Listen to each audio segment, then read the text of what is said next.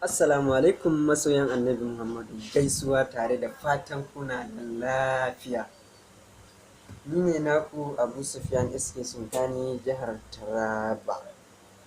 Don haka bari akwai wani waƙan da nake ji a yanzu haka na waƙar Umar M Sharif, bari in ɗan kama muku kuɗin ji kaɗan. Ku duba girma irin na duniya, ta tare na sanadi na soyayya, kanta akan rasa lafiya, ai faɗa rasa har da. To wannan waƙan dai na sa akan soyayya aka yi ta, kuma kowa ya sani kamar wanda ya kalli irin fim ɗin Mansur, inda Umar yake cewa zan rayu da ke zan mutu da ke, wato masoya kenan sun haɗu. To ni kuma nake ji a raina ina ma da annabi Muhammadu aka yi wannan waƙan ɗin. Misali kamar ashe, ku duba girma irin na duniya, an yi ta ne don annabi Muhammadu, har ma da lahira ma don shi ne. Annabi Muhammadu ba kamar ka. Kuma na ce, zan rayu da sanka zan mutu da sanka, annabi Muhammadu ba kamar ka, ba kamar ka. Sai annabi Muhammadu, bari mu ji waƙan Umar M Sharif ɗin kaɗan mu ji.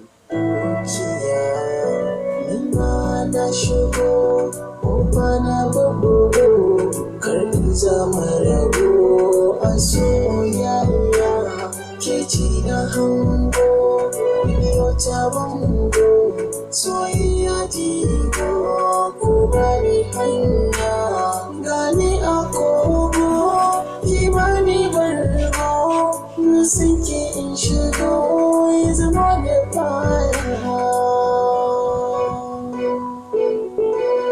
Zan rayu da ke zan mutu da ke, abin da ni da ke za mu zauna.